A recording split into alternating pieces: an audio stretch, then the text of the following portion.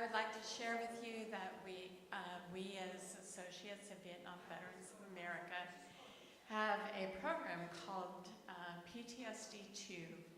And what this is secondary, louder? Secondary PTSD often reflects the PTSD of someone who has served or, anyway, I won't go on and on, but we would like to start a peer support group. If you'd rather go to Knoxville Vet Center, that is wonderful. But we have a sign-up sheet at the front. If you know anyone, please share it. I'm going to pass these down the aisles, and that's that. All right. So again, my name is Takesha Woolfolk. I am the Caregiver Support Program Manager. Before I get started, I just want to say thank you for allowing me to speak today. Happy to talk about caregiver support. It's definitely my passion. So if you have any questions for me, I do want to honor your time, but I'm happy to stay as long as you guys have questions. The program is a vast program, a lot to know. And I suspect many of you may have questions, so if you do have questions, don't hesitate to stop me. And I may breeze through some of these slides just because I want to share information that I think would be pertinent to you guys that may not be on the slides.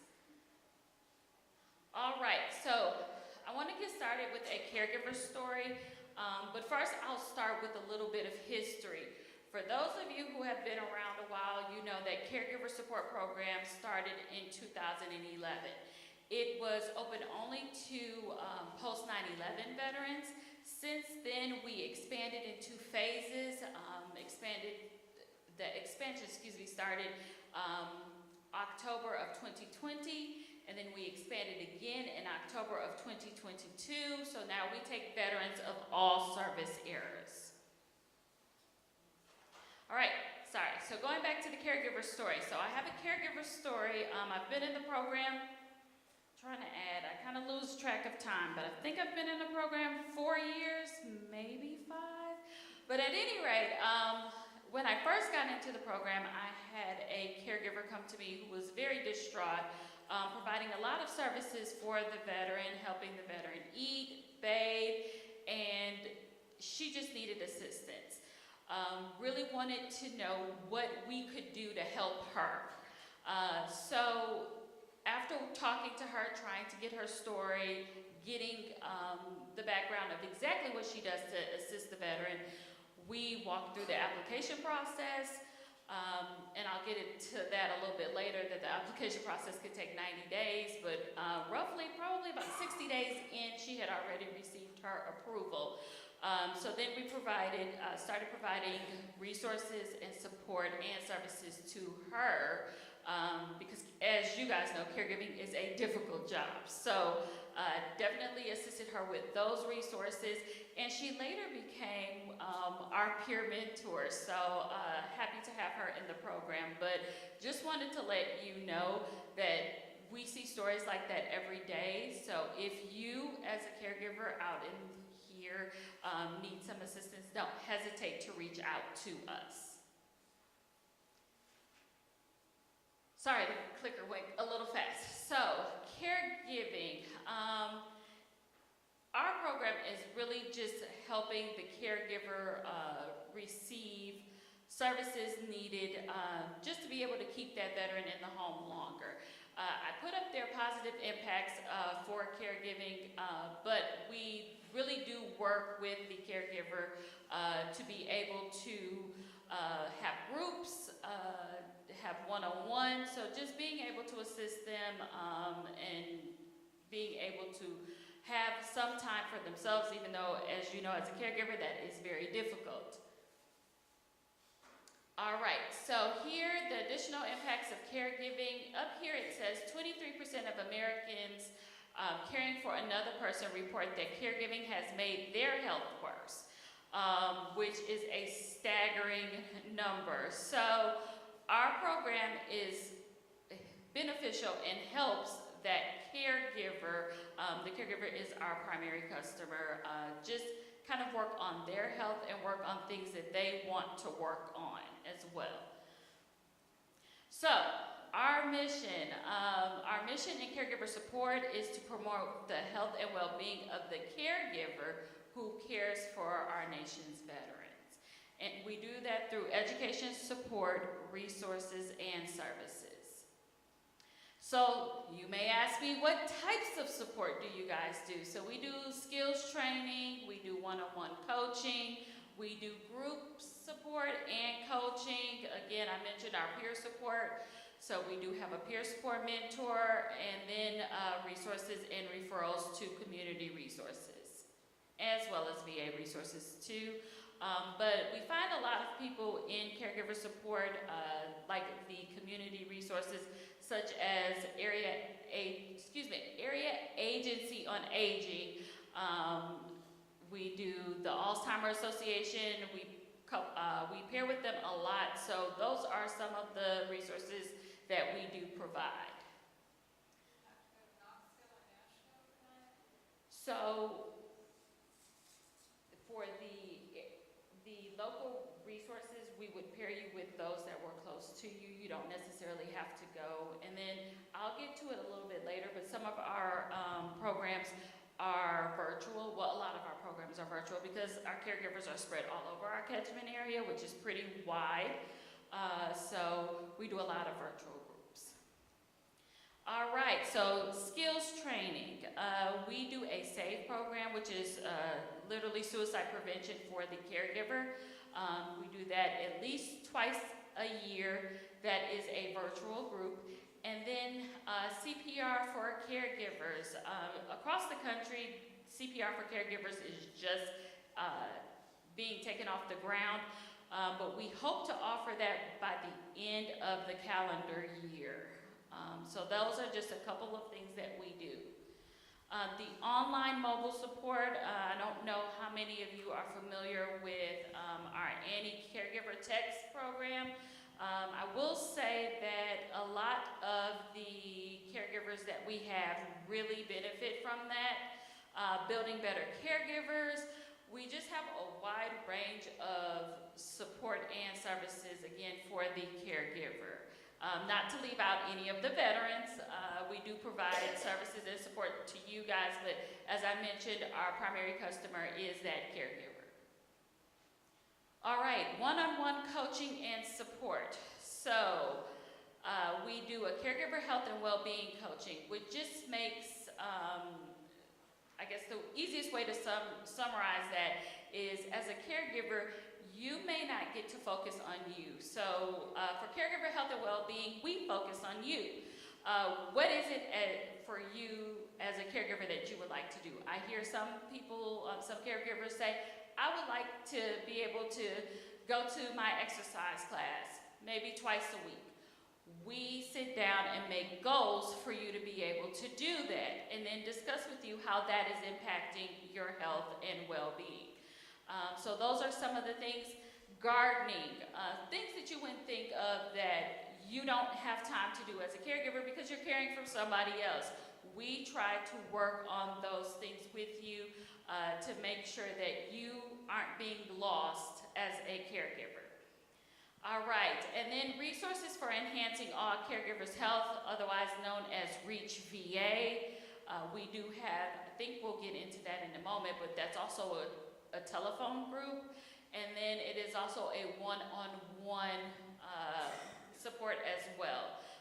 So there are 5 or 6 different REACH VA's topics. You can have REACH VA for PTSD, REACH VA for dementia.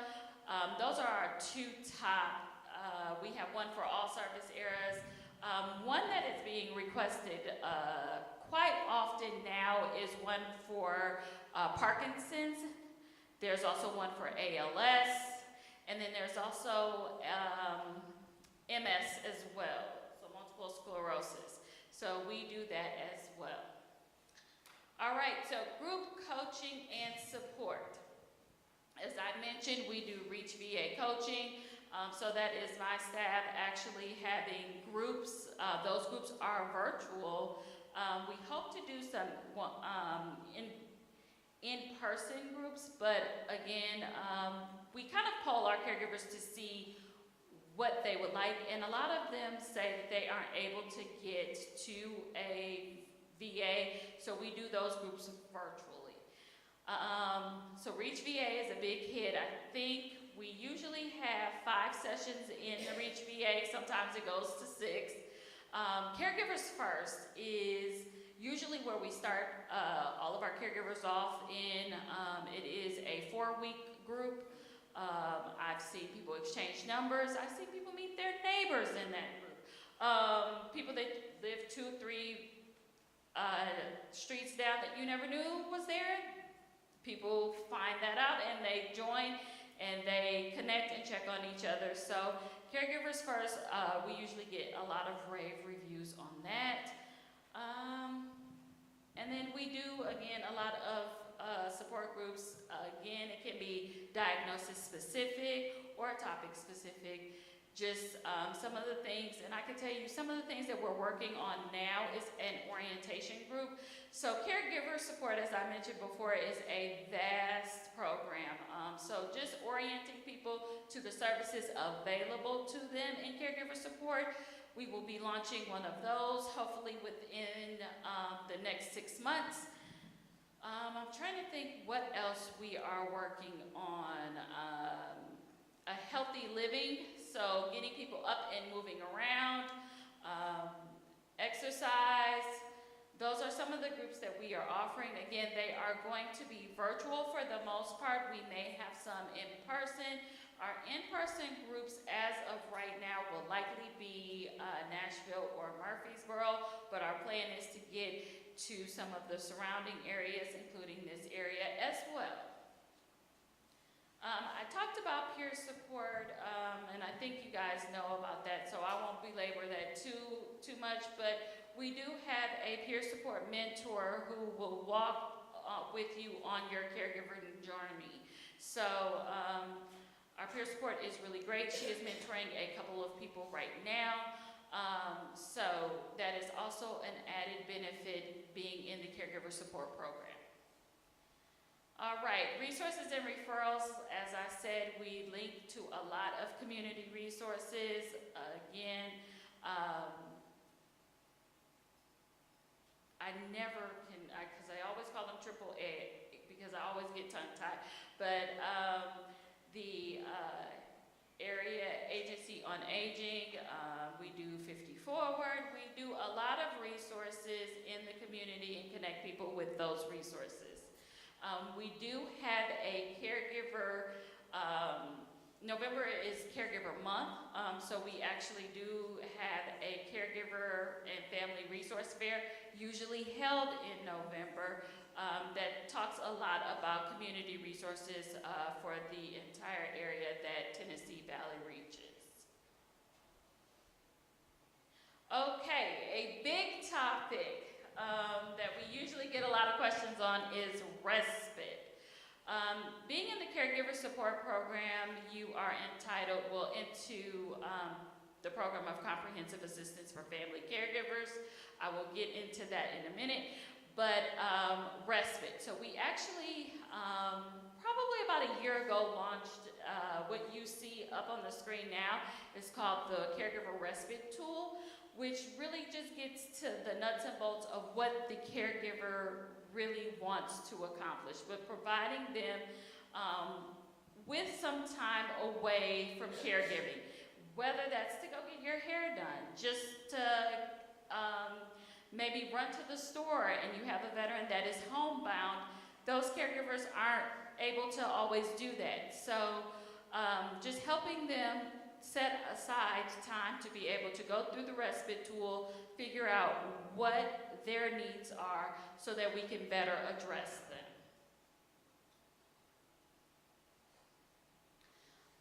The caregiver support line, that is a national call center that takes calls with questions from caregivers. What they will do is sit and listen to the situation situation, and then provide you with resources that they are aware of. If they need to, they will pass the call to your local caregiver support program, whether that is us at Tennessee Valley or Mountain Home, which services the Knoxville area. They will then transfer your call to us and we will take it from there. But the caregiver support line is a great resource. It is, they just changed their hours, so I know it is 6 days a week, and I think it is from 8 a.m. to 8 p.m., and I think that is Eastern time. We do have monthly educational calls that are in English and Spanish as of right now. Sometimes they talk about burnout, what that looks like. Right around the holidays, it's often a time that people may get depressed for whatever reason. They do talk about depression as well on some of those monthly education calls. So I've heard great things from our caregivers in regards to the monthly education calls as well. All right, so now to the nuts and bolts of caregiver support program. What you may not know is the caregiver support program is comprised of 2 programs, so 2 programs within a larger program. The first program I'm going to talk to you about is the program of General Caregiver Support Services, also known as PGCSS because we love our acronyms, also known as the General Program. So if you hear me mention the General Program or PGCSS, that is the program of General Caregiver Support Services. So to qualify for this program, the veteran has to be enrolled in VA healthcare. The veteran must have need of assistance with at least 1 ADL or activities of daily living, or require supervision and protection. And you may ask me, what is supervision and protection? So the best example that I can give to you would be somebody who has a neurological condition, or we can even take dementia, because a lot of our population that we serve at Tennessee Valley has dementia in our caregiver support program. So someone who is not able to recognize danger or to be able to keep themselves safe, someone provides that constant supervision and protection. So that would be an example for supervision and protection. And then the third, you may laugh, but the veteran must agree to receive care from the caregiver. Sometimes we have children that try to enroll their parents, and then when we call the veteran, he or she says, hey, I don't really want this service. Well, we have to respect their opinion and what their wishes are, so we cannot enroll them. So before you try to enroll anyone, I would just ask that you get their permission first and that they're actually wanting to receive care from you. At least when it comes to the children, they have their best intention or their parents' intention in mind, but again, sometimes those assisted, the activities of daily living, or otherwise known as ADLs, could require bathing, dressing. The veteran may not want their child to do that, so that could be a reason why they don't agree to that. So just want to make mention that the veteran has to agree to receive services from the caregiver to be in PGCSS. All right. I'm just making sure I didn't leave out anything. I think I've covered all of that. So, enrollment process. If you are interested in PGCSS, you do not have to have a service-connected disability to be in PGCSS. So, if you are interested, you can reach out to us, again, to your local caregiver support program, and we can get you enrolled. There is no formal application for the general program, which is different from the stipend program that I'm going to talk about in just a second. But if you are interested in this enrollment, we do have to take a brief intake and get a caregiver assessment just to understand the family's needs. So wanted to make mention of that as well. All right, the bulk of the time I will talk about is the program that everyone associates with Caregiver Support Program. Is the Program of Comprehensive Assistance for Family Caregivers, otherwise known as PCAFC, otherwise known as the Stipend Program. All right, I know that is very, very tiny because I can barely see it from here. One thing I would like you to take away from this slide is that the veteran has to be 70% service connected or higher. Now that can be a single or a combined rating.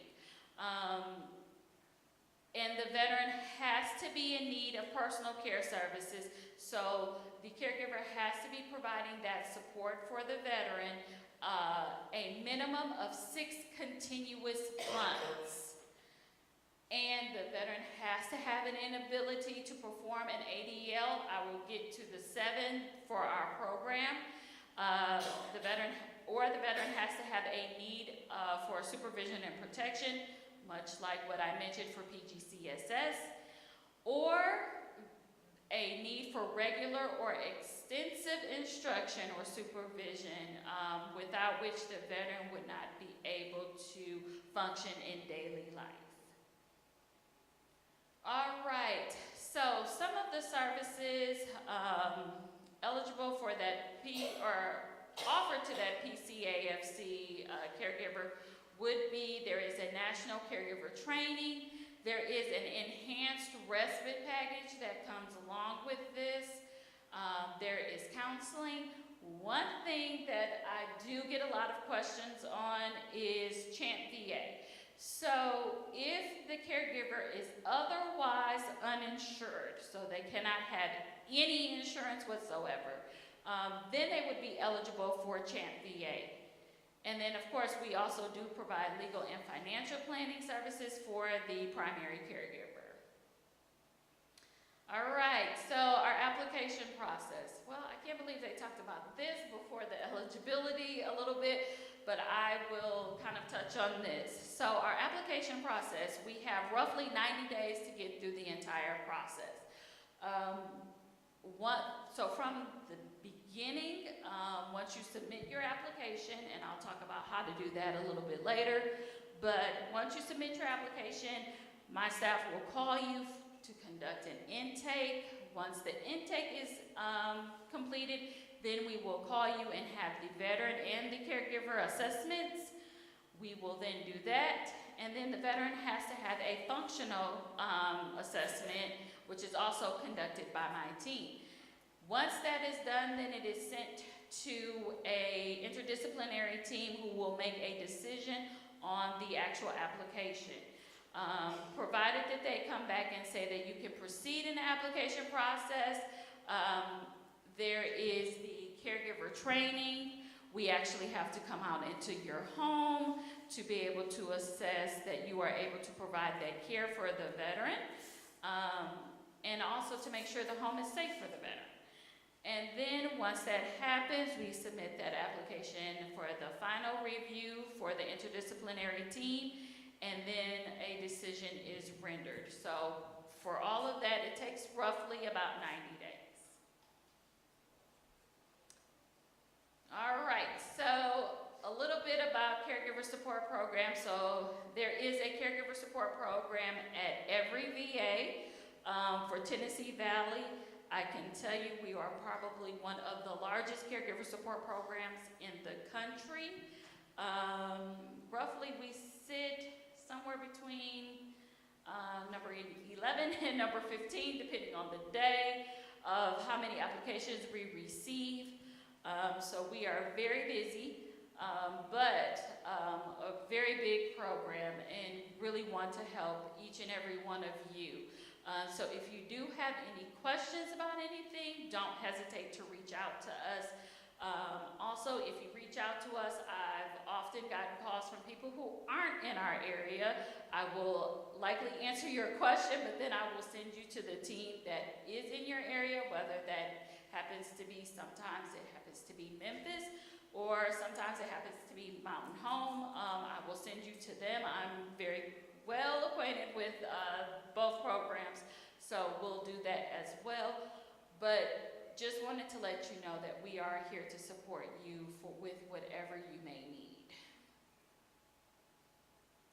All right, and then just to kind of end on a couple of things, we have gotten over the course of several years, National VA has been working really diligently in trying to get feedback and testimonies from the caregivers in the caregiver support program. So we just had a couple of those on the slide for you guys just to take a look at on how caregiver support program has impacted those people.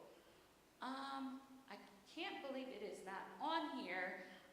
So I did say that I would get to the 7 ADLs that are required for our program. And I will try to do it off the top of my head, but I usually leave off one. But it is bathing, dressing, grooming, donning or doffing any prosthetics, feeding, and the feeding is getting the food from the plate to the mouth, transfers, so that's also mobility as well. And then, see, I told you I always leave off one. Let me see. Yes, toileting. I always leave, that's the one I always leave off. So toileting is the 7th. So those are the 7 ADLs that the veteran would need assistance with to be eligible for the PCAFC or the stipend program. Again, if you don't need assistance with all of those, but maybe you need supervision and protection, I would still encourage you to apply. I would encourage you to apply even if you're on the fence, you're not sure. I would strongly recommend you apply anyway, just to see if you would meet that criteria. Trying to think if there's anything else I have left off or questions that I usually get. Off the top of my head, I usually get, oh, yes, sir. I'm sorry. Well, if you're ready for a question, I have one. Go ahead. About 18 months ago, last I looked, for the stipend program, it was about an 80% denial rate on it. Can you tell me if that has improved? That has improved. Yes, sir. Main reasons are that people are getting denied for that program? Main reason people are getting denied, great question. And then I'm not sure if all of you heard the question, but also he stated that there was an 80% denial rate. So I'll address the first part of that. The denial rate or the approval rate as of right now is up to 35 to 40%, and is slowly increasing as we have more and more people apply and more and more people reapply. Now, the reason for the denial, most times that I have seen, again, my staff aren't the ones that's making the eligibility or making the decisions. However, most people who apply do not have 6 continuous months of need. That is one of the main reasons I have seen people denied. Trying to think what would be the other. Or also people not having or needing any type of ADL assistance or needing supervision and protection. Those are the 2 major things that I have seen for reasons of denial, but that's a great question.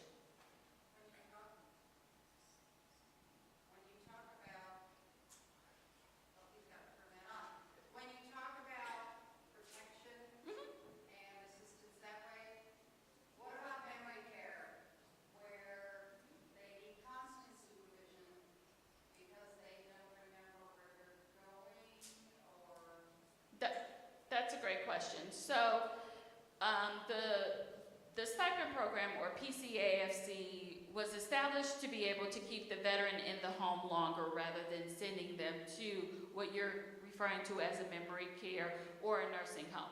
So if you have somebody that is requiring 24/7 assistance and they still are in the home, that would, not without knowing more of the information of that story, that would make them eligible for, or meet basic eligibility for PCAFC. There's basic things like leaving refrigerators open, leaving the stove on, just the basic memory things that we do every day, and it becomes a dangerous situation if they're not supervised Absolutely. all the time. Absolutely. So for someone like that, I would encourage them to apply. I would encourage whoever is taking care of them to apply. Now, you bring up a good point, which brings me to something else. So I kind of talked about the veteran criteria for PCAFC or for the stipend program, but there's also caregiver eligibility criteria. So the caregiver has to be in or has to live with the veteran if they are not a blood relative. So if they are a blood relative, they do not have to live in the home, but if they are not a blood relative, then that caregiver would have to live with that veteran.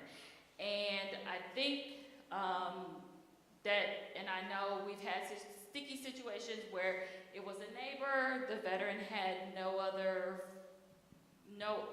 family members or anyone helping or assisting them, but the neighbor lived several doors down. The neighbor does have to live with the veteran. That is what is in our criteria. I will tell you that all of our criteria most of our program is written by Congress. So if you have questions or not quite sure or just did not know that, yes, all of that has to go through Congress before it is made into our program. Anybody have any other questions? Yes, on the non-blood relation caregiver, Mm-hmm. how is that individual supported? Would that be through the finances of the individual that's being cared for? No. So our Like caregiver, the daily, the meals and other expenses that caregiver could acquire during the time that they were there. so the PCAFC, or like I said, the stipend program, does provide that caregiver with a stipend from the VA. So if you ask me how much that is roughly, if you are a level 1, so level 1 would mean that the veteran needs some assistance with ADLs, at least one assistance with at least one ADL. We're talking about roughly $1,600, $1,700 a month. Now for level 2, which means the veteran needs assistance with 3 or more ADLs and cannot self-sustain in the community, you're looking at roughly, I would say, $2,400, $2,500 a month. Is that tax-free? That is, it is tax-free. That's in-home expenses, in-home care. That doesn't cover utilities, food. That does not include any of that. So the caregiver would get that money, which would be separate from the money that the veteran is getting. So it could go to those expenses. It could go to whatever or however the caregiver or the veteran sees fit with that money. I can tell you what I have seen people do is, again, depending on how much care the veteran needs, the caregiver does the bulk of that. We'll keep the bulk of the money, but say they would like to, I don't know, go out every so often, catch a movie. They may pay somebody to sit in with the veteran, and that may be what they use part of the money for. Now, another question that I usually get is, can the veteran also receive home health services, which would be like a home health aide coming in and helping and assist. You can actually receive those services and be in caregiver support program as well. You can also receive aid in attendance. I know James was talking about that earlier. There you are, James. James was talking about that earlier. So you can receive aid in attendance and be in the caregiver support program as well. But those are a lot of the questions that I get, but I often get people who confuse the two.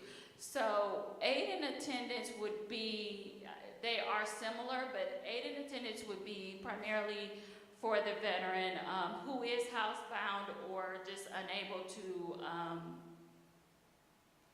get around as well as they could, but may not necessarily have a caregiver in the caregiver support program or have a designated caregiver. So you can have both. I was fortunate enough to get aid in attendance for my mother-in-law, who qualified under my father-in-law's World War II pension. Mhm. And it was a godsend. It really was, to help us basically keep her at home. Because I lived with her the last 3 years. And of course, it was next door, but still, I lived with her for 3 years. And it was a godsend for us. It really was. Well, I'm happy to hear that. I think a lot of people would agree that aid in attendance is beneficial, but that is where aid in attendance and the caregiver support kind of differ a little bit, is because if it is not for the veteran, if the person needing assistance is not a veteran, then they would not be eligible for the caregiver support program. Can a spouse be a caregiver? Yes, a spouse absolutely can be a caregiver. Off the top of my head, the breakdown for Tennessee Valley would be probably about 60% of the caregivers that we have enrolled currently in our program are spouses. And I imagine that number will only go higher. Those that aren't spouses, I think we have probably 35% that are children, and then a smaller number, and I could be skewing those numbers just a tad, but the rest would be neighbors or neighbors or friends. Who determines the ADL? So, great question. Our team locally gets all of the information from the veteran and the caregiver. We compile that information and then we send it forward. So we locally do not make that decision.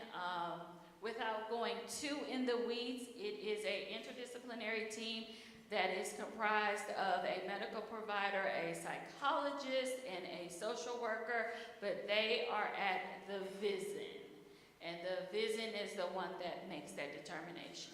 Now, some of you may not know what the VISN is, so that is just the network of hospitals that we belong in. There are 5. That is Memphis. Actually, yes, there's 5. So there's Memphis, Mountain Home, Tennessee Valley, Lexington, and Louisville. Those are the 5 that they review applications for the caregiver support program. But great question.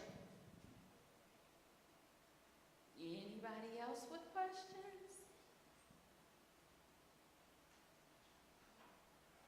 So, I have several paper applications back there, but there are several ways that you can submit an application if you think you meet the basic eligibility requirements. The paper application you can send to us at the medical center, or if you're even at Roane County or Cookville Clinic, you can give to the social worker, they can get it to us. If you happen to be in Nashville or Murfreesboro, my staff are at both locations, so you can swing by and drop off an application. You can mail an application. Most people ask me what is the easiest way. The easiest way is to go to www.caregiver.va.gov and submit an application online. So those are ways you can do that. And then the fourth way is if you do mail it, you don't have to mail it to the VA. You can mail it to the Health Eligibility Center that is in Atlanta. That is the actual address on the application. They can see either page 1 or page 2. You can submit that to them and they will get it to us. Yes? Respite for caregivers. Yes. What would you like to know? That's a very broad topic. It is, but I know that that's part of it. I just don't know exactly what that means. Okay, so there is respite outside of caregiver support program, and then there's respite in the caregiver support program. So I'll actually touch briefly on the one that is outside, and then I'll talk more so about the respite in the caregiver support program. So if a veteran qualifies for respite, usually respite is no more than several hours per month, but that could be any way that the caregiver sees fit. Again, I bring up what I notice most often, what the caregivers talk to me most often. If they just want to go to the grocery store and can't take the veteran for the same reason that you mentioned, they have dementia and just cannot take the veteran with them, they use the respite to go to the grocery store or to catch a movie or just to have a few minutes to themselves. That is what respite is supposed to be utilized for. Special circumstances that I've seen, people have gone out of town, gone on vacations, gone to a child's wedding that you cannot take the veteran to, that's also ways that you can use respite. Now, for the caregiver support program, I think you guys, especially for PCAFC or the stipend program, you guys heard me mention that there is an enhanced respite package. So what that means is that respite tool that I showed you, we would take that and go over that with the caregiver just to get the overall need. If the caregiver told us, hey, I got a wedding coming up in the next year, and I know that for a fact, let's include that in there. If you know that you like to get your hair done every 2 weeks, or you want to go to the movies, or you want to go, you say you're going to the grocery store every week at this time, you want someone to come in to sit with the veteran, all of that can be included in that respite care. Great question. Anybody else?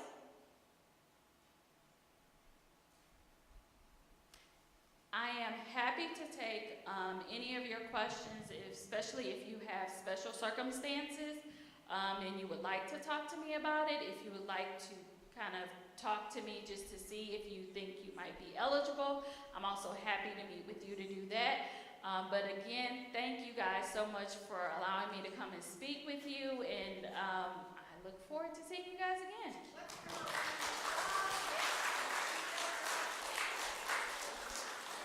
Thanks, Sharon. Cecil is missing a set of car keys, so if you see a set of car keys, See a set of car keys laying around, somebody who's here has lost their car keys. I want to thank each and every one of you for coming.